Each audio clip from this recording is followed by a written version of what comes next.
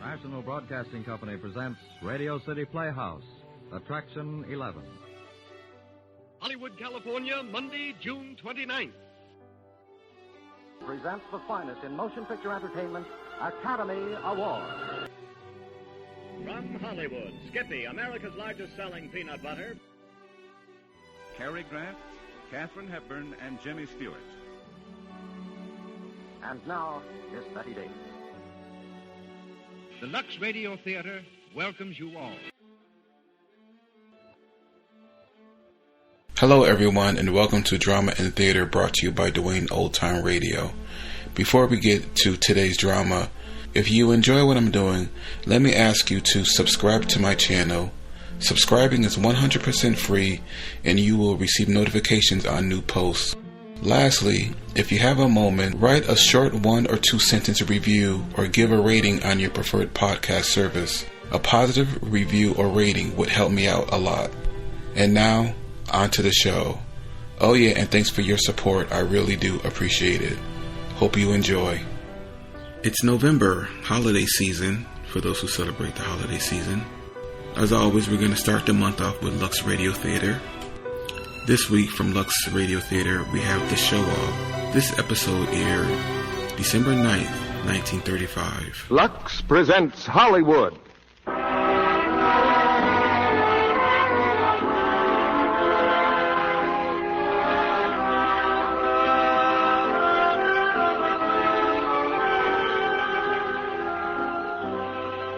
The Lux Radio Theatre brings you the great Gildersleeve, Una Merkel, and Beulah Bondi in The Show Off. Ladies and gentlemen, your producer, Mr. Cecil B. DeMille.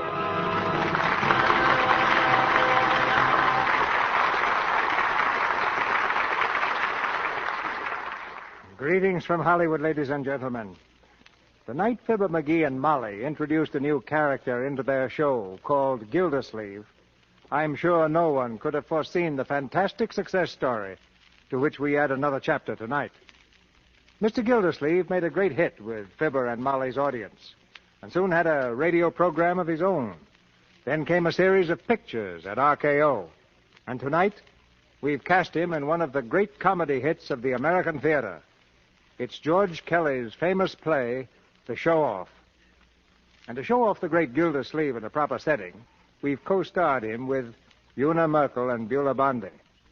You'll find another name on Gildersleeve's birth certificate, Harold Peary to be exact, but Mr. Peary has been swallowed up by Mr. Gildersleeve to the great enjoyment of the American people. In The Show Off, he plays Aubrey Piper, a gentleman with a talent for getting into trouble. Witness the case of his brother-in-law's invention, which you'll hear more about in just a moment. Some inventors are remembered by everyone.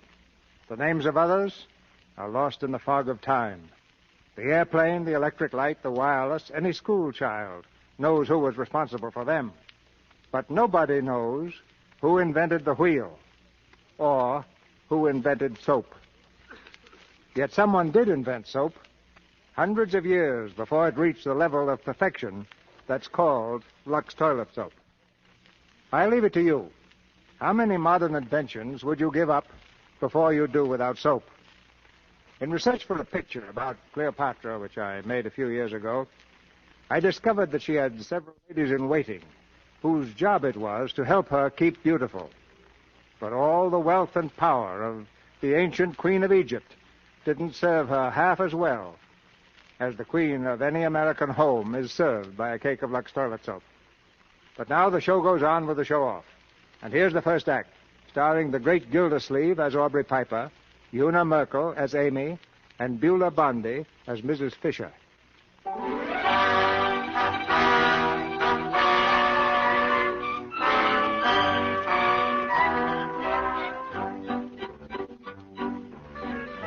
It's 8 o'clock on a Wednesday evening, and Amy Fisher is aflutter with excitement. 8 o'clock Wednesday is a big moment in Amy's life, for at 10 after, a certain party will ring the doorbell of the little frame house near Philadelphia. Hurriedly, she dabs a powder puff at her nose, and then, hearing the front door open, she rushes to the head of the stairs. Mama, Mama, was that the door? Yes, it was. It was your sister. Oh. Mama, when the bell rings, let me answer it. Hello, Clara. How's Frank? All right. Mama, did you see my blue bar pin? It was in my drawer. Well, look in the drawer. I haven't seen it. What's all the excitement, Mama? Wednesday night. Oh. Is that fellow still coming here? Oh, right on the dot, such as he is. It looks like a steady thing, Clara.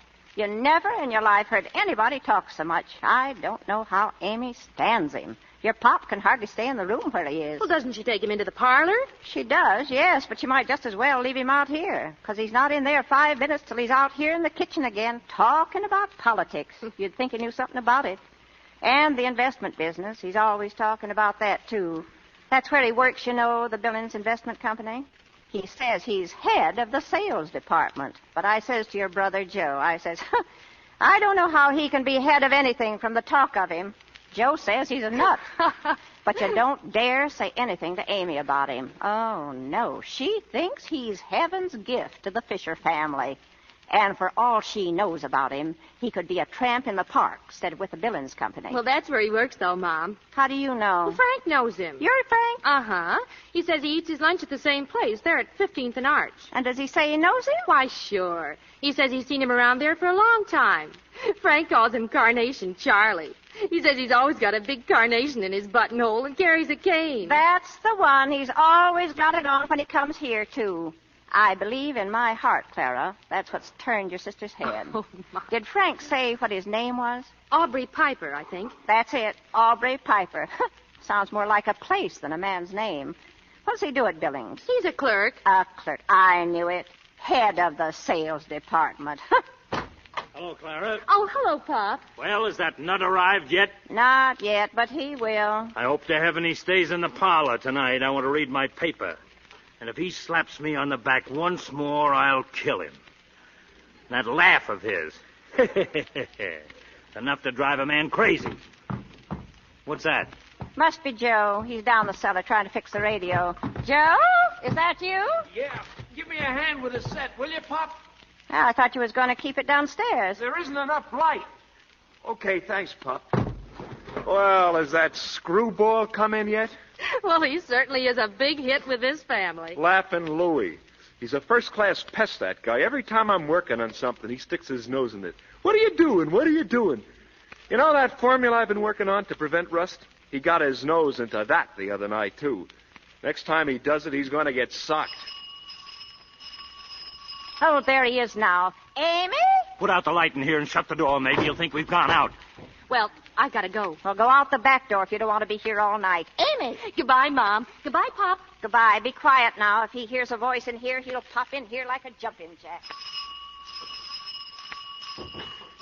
Just a minute. Aubrey. Hello, Aubrey. Greetings on you, little girl. How's every little thing? Hitting on all three? Come in, Aubrey. Right on the job, Amy. 10 minutes past on the dot. The pride of old West Philly never misses, no, sir. I'll take your hat, Aubrey. Anything to please the ladies. Here you are. And the boy rode off with many thanks and many a backward bow. Oh, oh come on in the parlor, Aubrey. 1 second, little gal. One little favor. Never again will I trouble the belle of old North Philly. How about a drink of the old Aqua Pura, huh? That's water to me. Of course, Aubrey. I'll be right back. Make yourself comfortable. Don't you worry about me, little gal. Amy, shut that door. Oh, what's the matter, Mom? I just want to get a drink of water for Aubrey. Listen, Amy, I don't want that fellow popping in here. Hi, good evening, ladies and gents. Yeah. Oh. Stay right where you are, folks, right where you are. Going right out on the next train. How are you, little mother? Evening, Pop. Hiya, Joe. Hello. Amy, step on the gas with the old Aqua Pura. Man's got to have a drink. How about it, Pop? You'll stay with me on that, eh, Pop? Boom. Listen, I don't like to be slapped on the back. Yes, sir. Yes, sir. I want to tell you this is a very pretty little picture of domestic felicity. Father reading, mother knitting, and little old Joe Edison Fisher there working 18 hours a day to make the rich man richer and the poor man poorer. What about it, Popcorn? Am I right or raving? Oh, will you let me alone and keep your hands to yourself? I never saw such a pest in my life. Well, what's the matter with Popsy Wopsy? Little off his feed, eh, Mother Fisher? Here's your water, Aubrey. Thank you, my dear. blushing as she gave it, looking down at her feet so bare in her tattered gown. Yeah. How's that, Mother Fisher? Can't beat that little old Willie Shakespeare, now can you? No, sir, I'd like to tell the brothers that little old Shakespeare party shook a wicked spear. Yeah. Well, here's laughter, ladies. And Mr. Marconi, my best regards to you. Ah, very nice indeed. And a sweeter draught from a fairer hand was never quaffed. Oh, you. Well, Mr. Joseph, what are you doing? What are you doing, Joseph? I am fixing something. At it again, eh? The young inventor himself. Well, Mr. Joseph, I want to tell you you're wasting your time. When you're all through, they'll offer you 20 cents for it and sell it for $20 million, take it or leave it, sign on the dotted line. Yes, sir. That's exactly what they did to little old yours truly here. 20 Lincoln Anacondas for a formula that would have solved the greatest problem before the industrial chemical world today. What kind of a formula? Why, a formula to prevent the rusting of iron and steel. A solution of vanadium and manganese to be added to the metal in its molten state instead of applied externally. Where did you hear that? Hear what, my boy? About a rust preventative using vanadium and manganese? Little idea of my own. Yeah, you heard it right here in this room. I was talking about it last Sunday. Oh, you thought of it too, eh? Well, just goes to show you, Joe, great minds run in the same... Oh, shut up. You give me a swift pain. I love that boy. Yes, Mother Fisher, that little boy of yours has got some great ideas. I was speaking to some of the men who work under me just the other day, Mother. I said, gentlemen, the inventive genius in this country is... Where are you going, Mother? I got a touch of the same pain. Good night. Must be an epidemic around here. Oh, Aubrey.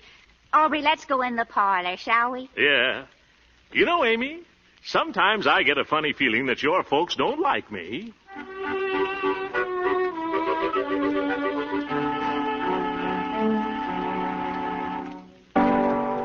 Many brave hearts are asleep in the deep, so beware,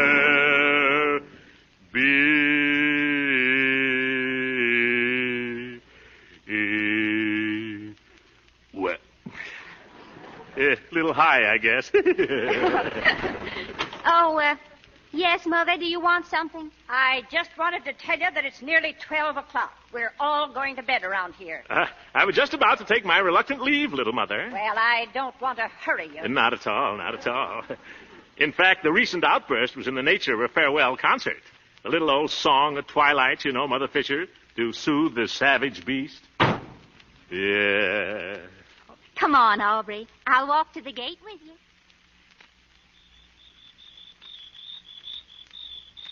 Yes, sir. Yes, sir. It's a beautiful night, all right. Oh, isn't it? Look at that moon up there, Amy. Is that a moon or is that a moon? I say it's a moon. Oh, it's beautiful. Yeah. You know, it's times like this when a man gets to thinking, Amy. Does he, Aubrey? Yes, sir. That old moon up there makes you think a lot of things. A man's got to be pretty careful. Oh. But when a man's knocked around the world like I have, a man gets pretty wise. When a man meets the right girl, a man knows he's met the right girl. Do you follow me? I think so, Aubrey. Amy, do you think a married couple can be happy on $100 a week? Oh, Aubrey, yes, I do. Be nice if they had it, too. Aubrey, is that how much you... Well, more or less. Right now, it's a little less. But I'm thinking of putting over a deal, Amy, just between us two, you know. I don't think it makes any difference how much a man makes. I think when a girl cares for a man, loves a man, that's all that counts. The only important thing in the world, or should be, even if he doesn't have a dime, don't you? Well, I got 2 nickels. No. I mean, don't you think about love? Oh, sure. Ever since I was 14, Amy. Yes, sir. It's a little old Cupid dart that counts. And after all, you can't buy happiness, can you? Definitely not. So they say. Well? Well? Amy, what do you think, huh? You mean about... Yeah, what do you say? Is it a go? Say yes, Amy. Say you'll pool your coffee ration with me. Aubrey, You mean, will I marry you? That's the general thought I'm trying to convey. Oh, Aubrey. Yes, I will, Aubrey. Any time you say. Amy. Amy Piper.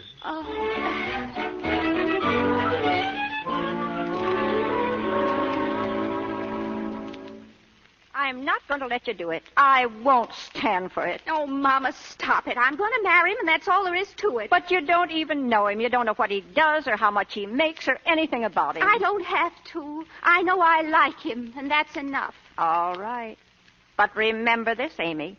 Be sure that he keeps you, and you keep him. And don't be coming around here for your pop to keep you. Mama, don't make me laugh. Aubrey's got a wonderful position. He makes plenty of money. Who says so? I just know from the way he talks. He makes at least $100 a week. Whoever heard of a clerk making $100 a week? A clerk? Where did you hear that? From Frank Highland. What does Frank Highland know about it? He knows Aubrey Piper, and Frank says he's a clerk down there just like 5 million others. Oh, that just shows how much he knows about it. Aubrey told me he makes $100 a week, and what's more, he's going to swing a great big deal pretty soon. The only thing he'll ever swing is that cane he carries. Amy, dear, I'm warning you once and for all. Oh, Mama, why don't you let me make my own life? You took who you wanted, didn't you? And Clara took the man she wanted. Well, I'm going to take what I want, and I want Aubrey Piper.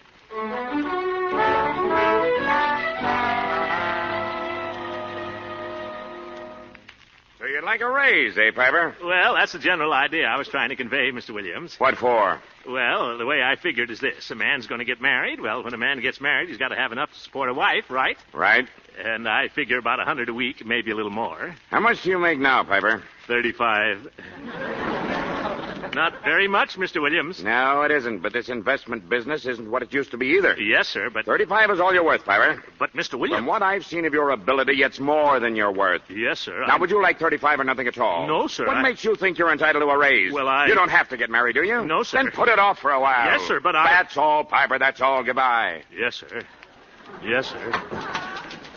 Hey, Piper. Yes, sir. Yeah. Huh? Look, how did it go? Where did you get the raise? Oh, the raise. Oh, yes, we talked it over, the boss and I. He's going to sleep on it. I hope he has nightmares. Oh, gee, pretty lucky, Piper. Well, there's nothing to it if you got the right approach, Fred. I got in a good word for you, too. Yeah? Oh, gee, thanks. Well, I'll go to lunch now. Got to feed the old furnace, you know. See you around, Fred. Yeah.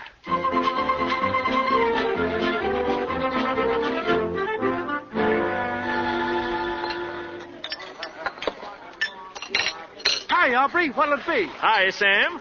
I'll have a ham on rye and a chocolate frosting. And don't spare the ice cream, Sam. 2 scoops? Oh, 2 scoops, sure. What do I care? That's a nickel extra, Aubrey. Slap it in there, Sam. You know Piper, the old sport himself. Sure. 1 ham on, 1 frosted. Scoop a double. Aubrey. Amy, what are you doing way down here? Aubrey, I have to speak to you. Say, I'm glad you came, Amy. You know that deal I was talking about? Well, it didn't go through, honey. I mean... Aubrey, listen. So I was just thinking maybe if we could postpone getting married. Aubrey, I've got to tell you, darling, it's awfully important. I've done it, Aubrey. Huh? Done what? I've done it. I've left home. You left... Oh... Oh, I just had to. I couldn't stand it anymore, and I just told Mama. I said, I'm leaving, Mama, and that's that. You told Mama, huh? Oh. Well, I was just going to tell you, Amy. That deal, I mean, where are you going to live? I don't know. I haven't even thought about it. I've burned my bridges, Aubrey. You burned mine, too. Oh, well, I guess we better get married pretty soon then, huh? Oh, Aubrey, do you suppose we could? Oh, sure. You just leave everything to me. Oh, Aubrey, that'd be wonderful. And it doesn't really make any difference, does it? I mean, we were going to be married anyway, and, well, you make so much money and all, and... Oh, Aubrey, tell me it's all right. Oh, it's fine, Amy. It's fine. Just a minute. Hey, Samuel. Yeah? Cancel that extra scoop, will you?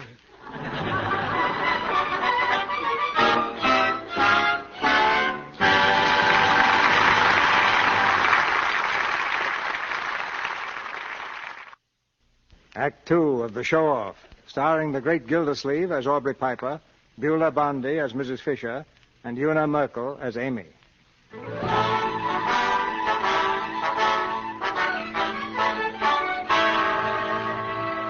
6 months have passed, and the romance of Amy and Aubrey has blossomed into marriage. Amy is too proud to admit it to her family, but she has discovered, as wives sometimes do, that her mate is more talk than action. He's not the head of his department, nor does he earn the expected $100 per week. And now, in the Piper kitchenette, the financial question has again reared its ugly head. Bills, bills, bills. Aubrey, what are we going to do? How's the coffee coming along, Amy? Boy can't be late to work, you know. Aubrey, listen to me. Sure, what's on your mind? Aubrey, we've just got to get some money. We can't go on like this any longer. Why not? We've been getting along fine. Have we? Look at this. We owe $30 to the butcher, $23 to the grocer, $8.10 to the milkman, and the janitor was here about the rent again. I'll speak to him on the way out. On your way out is right. He's going to throw us out Friday.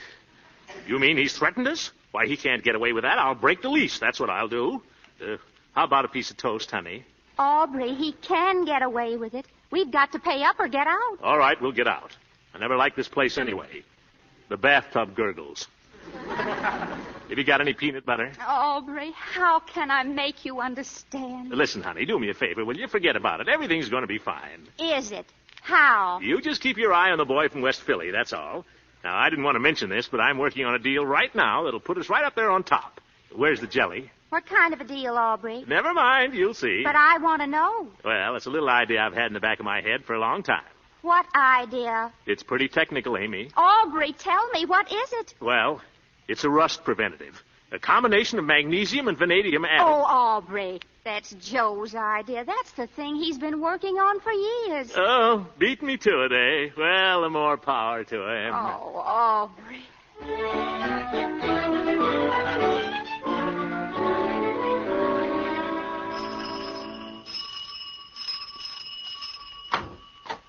Good evening to you one and all. Hello, Mother Fisher. Oh, hello. It's you, is it? What's the good word, Mother? Been siphoning out any gas tanks lately? Where's Amy? Is she here? No, ain't she home? No, I just came by there. Well, she ain't been here today. Yeah, she was saying this morning she thought she'd go out and look for a house today. I suppose she hasn't got back yet. I wanted to take her to the movies. I got the loan of Harry Albright's car. Did you say she was out looking for a house? Yeah, we got to get out of that place we're in. The Acme machine people have bought the whole block. They're going to put up a new factory there. How soon do you have to get out? Friday. I mean, as soon as we can find another place.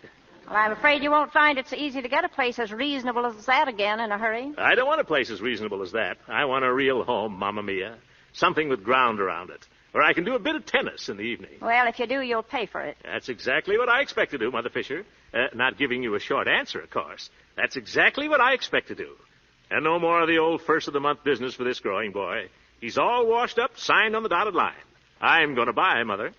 Buy? Buy what? A house, Mother Fisher. A real little home. You ought to go out along the boulevard some Sunday. Some fine little buys out there. Well, there's no danger of your going out along the boulevard except for a walk. Yeah.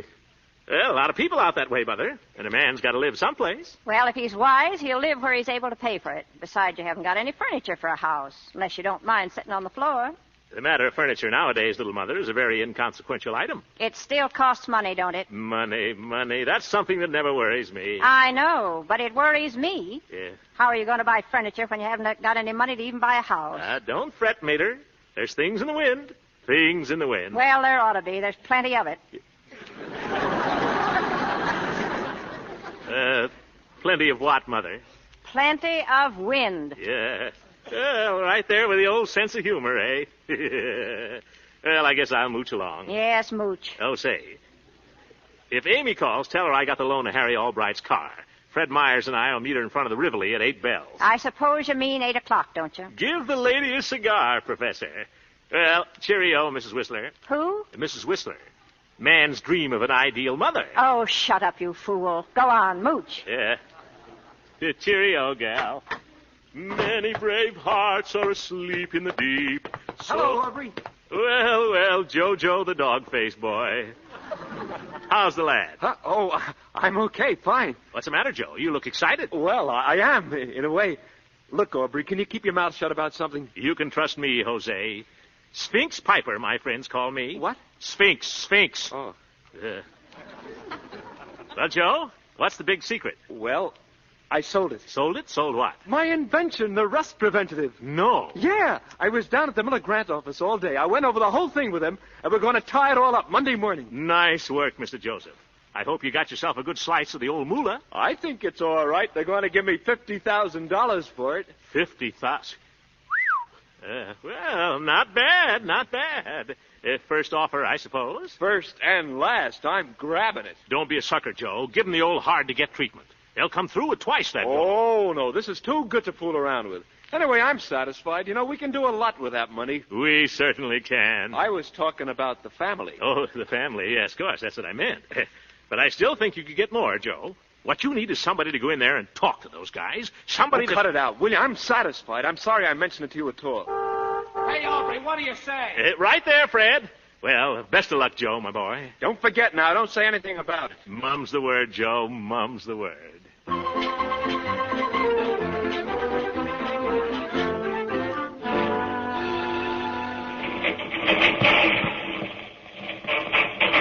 Hey, Aubrey, I thought you said you knew how to drive. What's the matter, Fred? We're getting there, aren't we? Yeah, but I hate to think what Harry's car's going to be like. Don't you worry about the car, Fred. Everything's under control. Yeah, so I hear. Got a slipping clutch, that's what it is. Hey, that's a red light. You better stop. Huh? Oh, boy, Aubrey. You're about the world's worst. I think I better get out and walk. Oh, we'll be there any minute. Just let that little old light give me the go-ahead, Fred, and we'll be zipping on our way. Here we go. Hey, watch it. What's the matter? Look out for that car. Look out. Look out.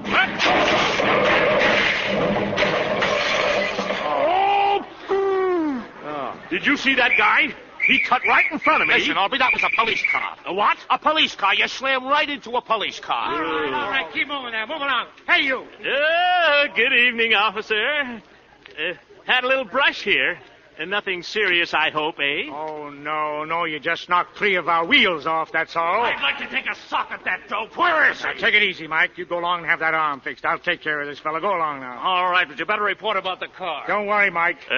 Did that other gendarme get hurt? Oh, no. I think it's just a little matter of a broken arm. Nothing serious, as you say. Broken arm? Well, how did that happen? I'm not sure, but I think he was waving to a friend. He threw it out a joint. Very good. All right, let's see your license. License?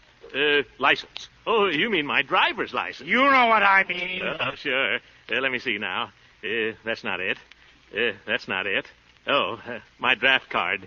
4 PH. PH? Positively hopeless. They ain't kidding either. Yeah. You got me that time. Now, let's see. Come on. Give me your license. Well, officer, I'll tell you the truth. You beat me to it by 3 days. What are you talking about? Well, I've been meaning to get a license for some time. As a matter of fact, I was going down there for one next Tuesday. Just a minute. Am I hearing things? Are you trying to tell me that you don't have a license? You got me again, officer. I've got you all right. Get out of that car. Now, wait a minute.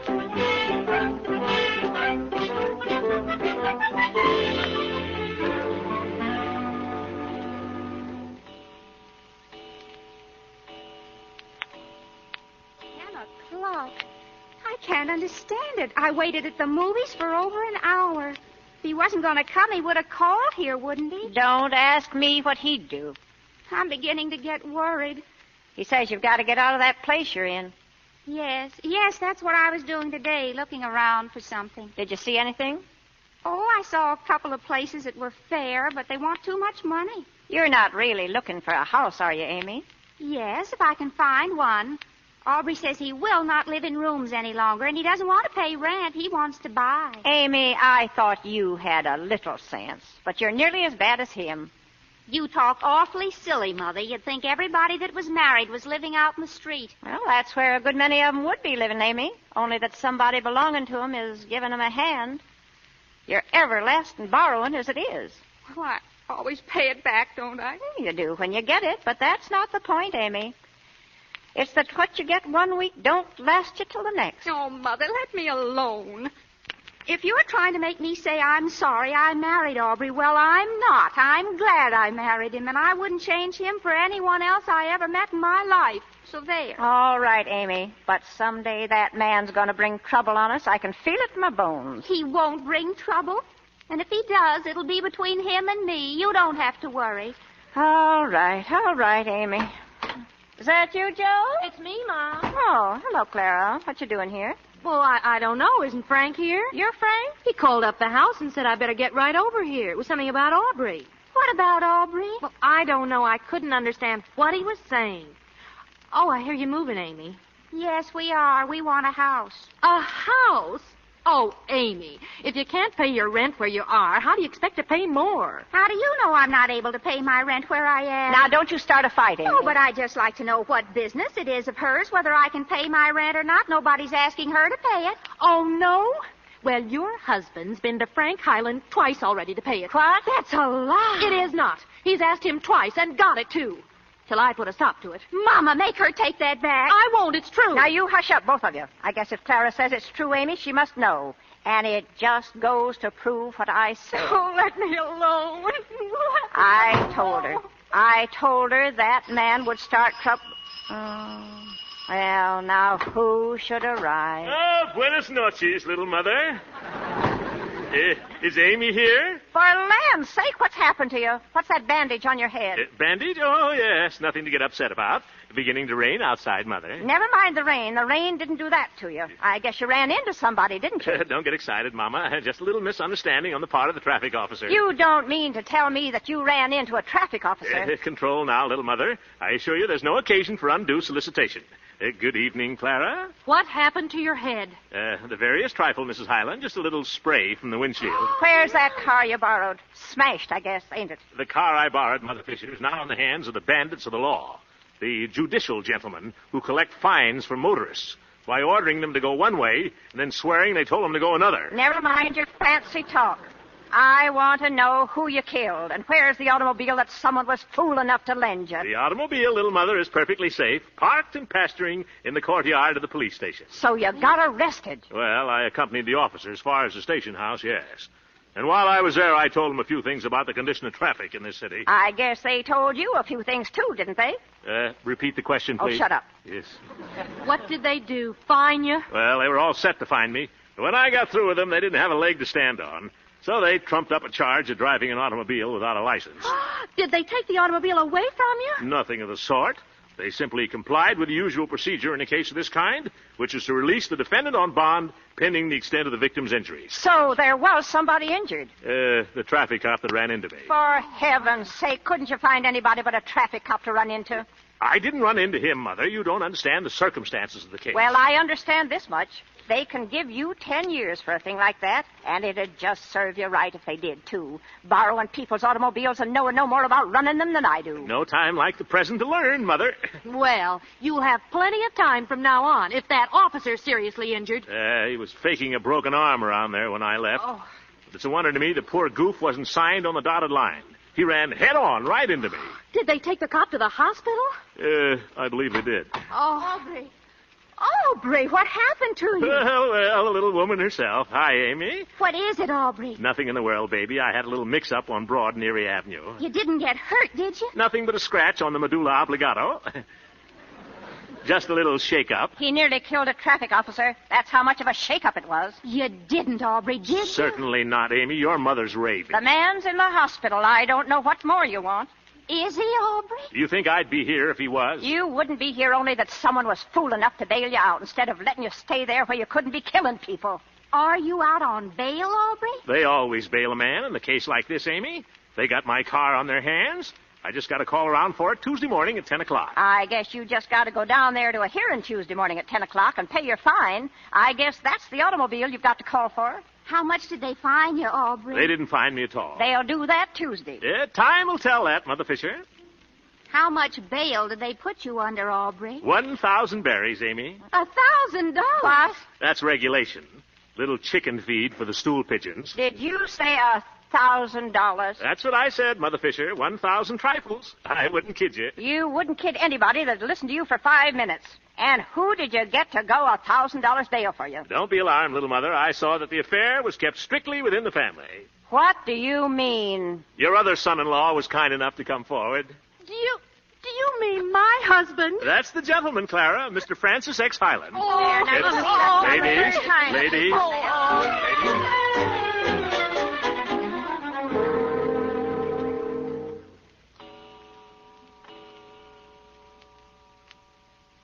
Aubrey, don't you think you'd better go to bed? In a minute.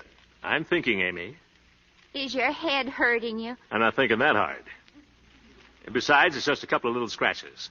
Aubrey, what do you think they'll do to you down there Tuesday? Now, don't worry about that, sweetie. Oh, but they're getting awfully strict. What if that traffic cop is hurt bad? Oh, it'll only be a fine for reckless driving, even if they could prove it was reckless driving. And I can prove it was the officer's fault. So they'll be very likely apologizing to me around there Tuesday morning instead of fining me. Oh, I wouldn't care if they only fined you, Aubrey, because I could go back to work until it was paid. You'll never go back to work, kid, while I'm on the boat. I wouldn't mind it, Aubrey. Not while you're my wife, Amy. I'm the provider around here. You don't think they might do anything else to you, do you, Aubrey? Oh, they might try to take away my license. You haven't got a license, have you? That's where I fooled them.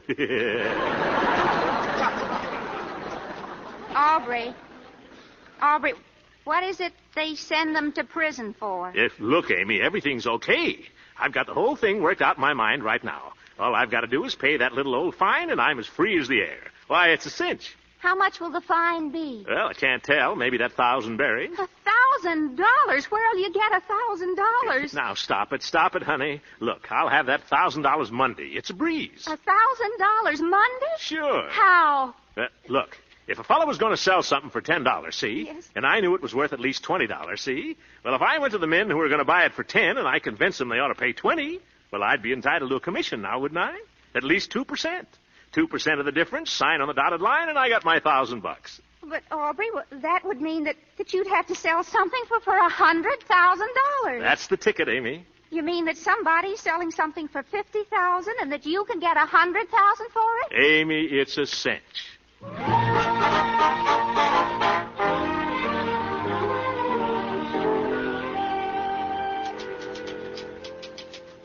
Well, what do you say, little lady? Mr. Miller ready to see me yet?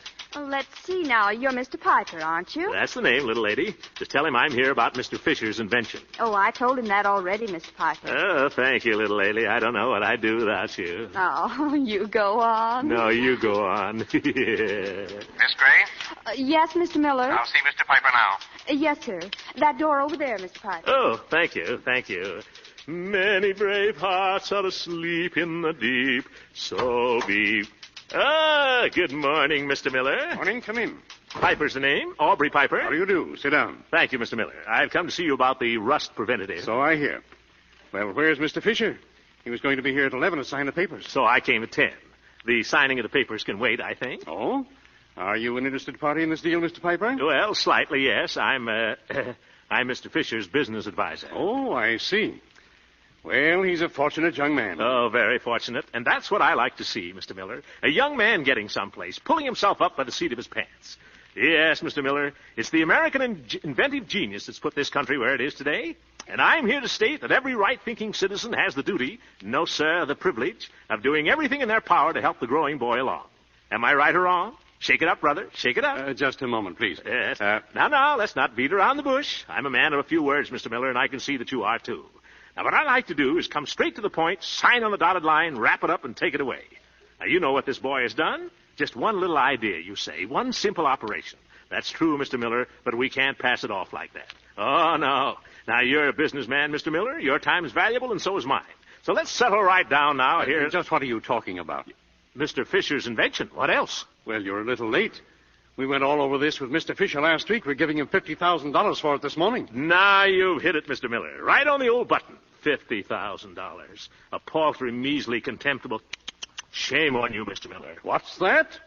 Think of it. Put yourself in this boy's place. $50,000 is a very fair price. Not for genius, Mr. Miller. Genius is priceless. And I'm here to stay... Wait, please. Am I to understand that you'd like to call this deal off? Now, Mr. Miller, don't you jump to conclusions. We want you to have this invention, but at a fair price. All right, Mr. Piper, let's have your proposition. Thank you, Mr. Miller.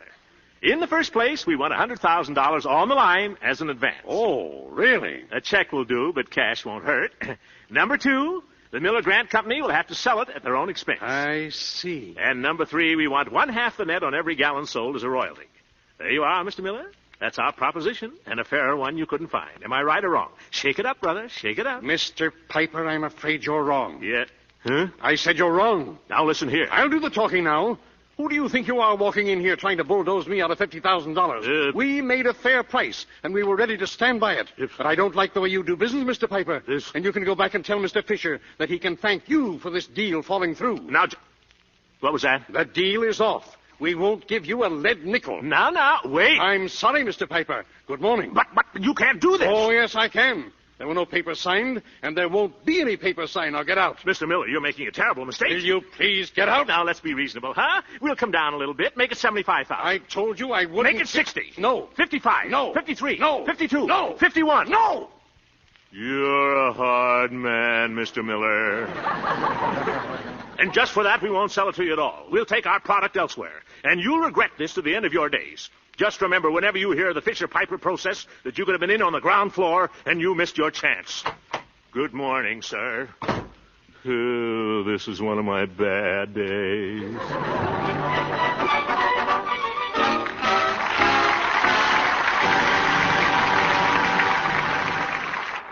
Now the curtain rises on the third act of the show-off, starring the great Gildersleeve, Una Merkel, and Beulah Bondi.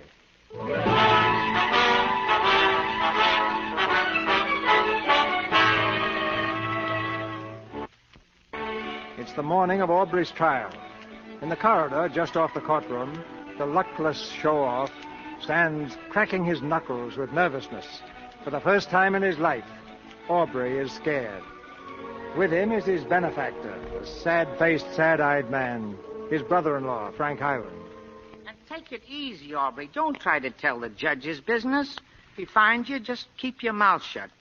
I'll take care of whatever it costs. Gee, Frank, certainly is swell of you to stick by me like this. Oh, it's all right. If I can ever do anything for you, just tip me off. Yeah. Things certainly been going awful lately. Did you hear about Joe? Joe? No. What's the matter with Joe? He had a deal all set for $50,000 for his invention. Went down there yesterday and they wouldn't even see him. Well, what do you know? No explanation or anything. No. Well, just goes to show you. You can't trust those fellas as far as you can throw them. Yeah. Wish I knew what gummed it up. So do I. Aubrey. Oh, hello, Amy. Glad you got here, kid. Hello, Frank. Hello. Well, I'll see you later. I gotta get some coffee. No refills, Frank. See you in court. Well, honey. Aubrey, are you nervous? Nervous? Who, me? Yeah. Oh, Aubrey, don't worry. It'll come out all right. It's not only the trial, Amy. That isn't so much. I got something else on my mind, Amy. I've just discovered I'm a terrible heel. Aubrey! That's right. It's an awful blow to me after all these years. Oh, what are you talking about? Amy, listen. Remember that deal I was going to swing?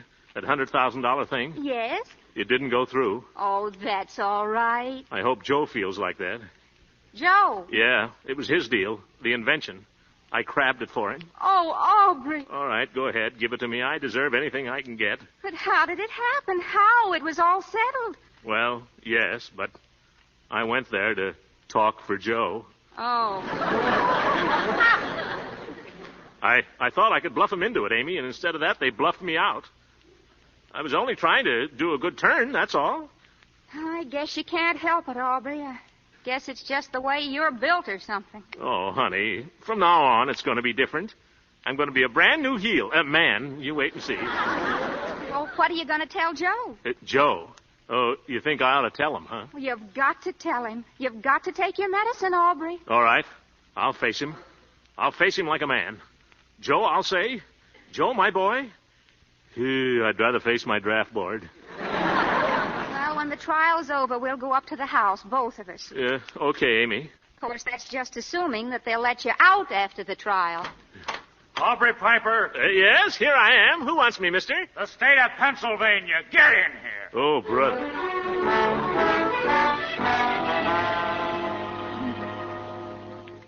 Here it is. Look, Clara, it's in the papers already. About Aubrey? You'd know it was about Aubrey if they didn't even mention his name. Oh, what's it say? Mad motorist fined $1,000. That's him, all right. I suppose Frank had to pay it, too. Aubrey Piper of 903 Lehigh Avenue was arraigned today before Magistrate Lister to answer to the charges of reckless driving, injuring a traffic officer, and operating an automobile without a license. Magistrate Lister heard a plea of leniency and fined the defendant $1,000. Look, there's his picture. Aubrey's picture? Oh, carnation and all. I'd like to get my hands on that fool. I'd tell him a thing or two. Disgracing the whole family. Well, here's your chance. Oh, hi, Clarabelle. Come on in. Hello, Amy. Hello. Well, it's all over. The said and done. Sign on the dotted line. Greetings, Mother Fisher. You're looking very beautiful this afternoon. Pretty as a gangster's moll. Yes, sir. Shut up. What's the matter, Mother? What'd they do to him, Amy?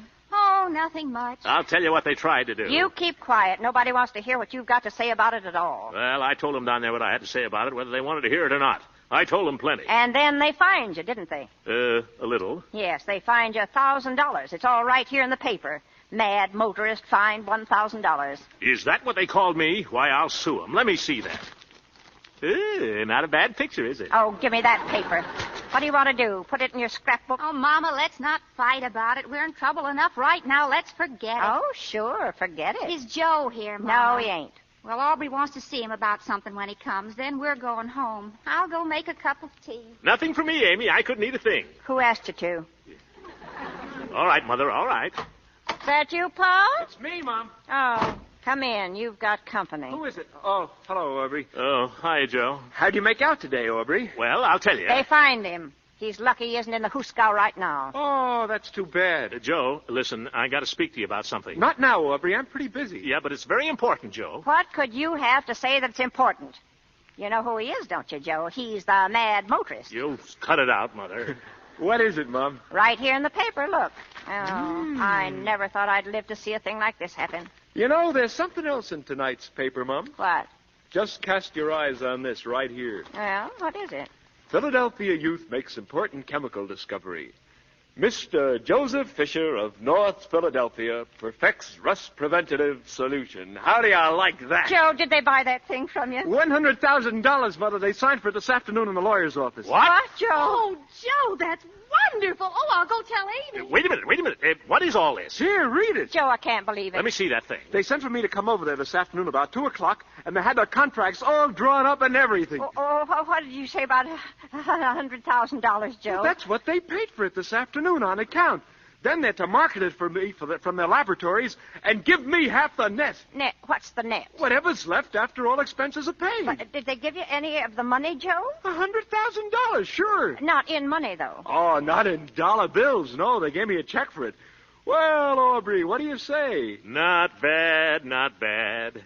I guess we put it over, eh, Jose? What do you mean, we? Yes, what do you mean, we? Who cut you in on this? Now, Mother, you never know. Oh, shut up. You know, it was a funny thing, Mom. When I first talked to the Miller Grant people, I was only to get $50,000 advance. Then they called it all off.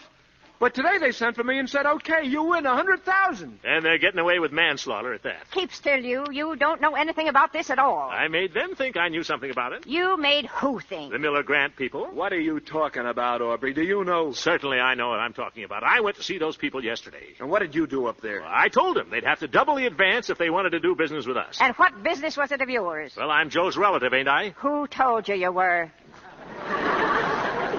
Well, he's got to have somebody tend to his business, doesn't he, Mother? He's only a lad. He doesn't need you to tend to his business for him. He tended to his business long before he ever saw you. He never landed $100,000, though, Mother, till he saw me, did he? Well, what did you say to them, Aubrey? Well, Joe, I simply told him I was acting in the capacity of business advisor to you. And that if this discovery of yours was as important as you'd led me to believe it was, they were simply taking advantage of your youth by offering you $50,000 for it. And that I refused to allow you to negotiate further unless they doubled the advance, sold it at their expense, and gave us one half the net sign on the dotted line. Holy smokes. I don't believe it. Well, I certainly have to give you credit, Aubrey. That's the way the contract reads. I told it to him all right from the shoulder. Yes, sir. Well, I'll have to give you a little present of some kind out of this, Aubrey. You'll not give me any present, Jose. Give it to your family. They'll need it more than I will. Joe, is it true what Clara said? Sure it is. Here's the paper. Oh, Joe. But Aubrey gets half the credit. He swung the deal for double the money. Aubrey, it's wonderful, darling. You're wonderful. Everything's wonderful.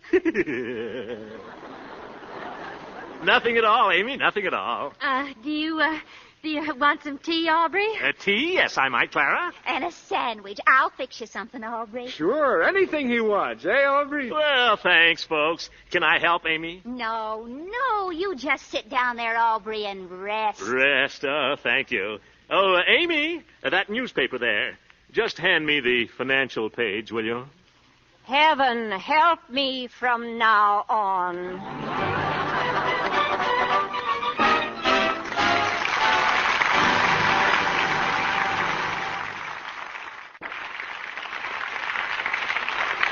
Ladies and gentlemen, next Sunday is the beginning of Boy Scout Week. This year marks the 33rd birthday of scouting in this nation, a third of a century of service. Every Boy Scout is working for his country now, helping to win the war. And tonight we join millions of other Americans in saluting their great work.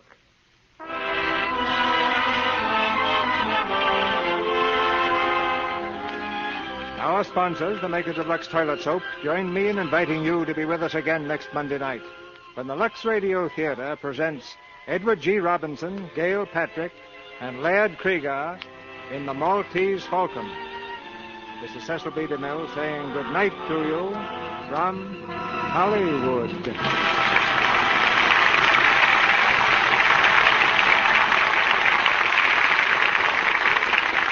The Great Gildersleeve appeared tonight through the courtesy of the Kraft Cheese Company. Beulah Bondi will soon be seen in the Warner Brothers picture Watch on the Rhine, starring Betty Davis. Heard in tonight's play were Paula Winslow as Clara, Jeff Corey as Joe, and Eddie Marr, Norman Field, Leo Cleary, Charles Kane, Arthur Q. Bryan, Ken Christie, Sharon Douglas, and Fred Mackay. Our music was directed by Louis Silvers.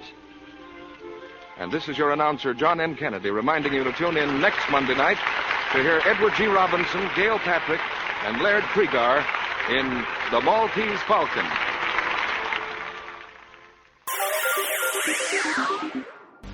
Thank you for listening, and I hope you enjoyed. As always, you can listen to my podcast on all podcast services. You can also go to my website, otr.duane.media, to listen to all of my podcasts. There's donation information, patron information, and more all on the website. The website is slowly improving. Thank you for your patience. It takes a while to update and add information to the website, but it's getting there. You can also find me on Instagram, Duane.otr. You can also email me if you want, info@otr.duane.media. Hope you enjoyed, and until next time, stay safe, wish you well, and as always, peace.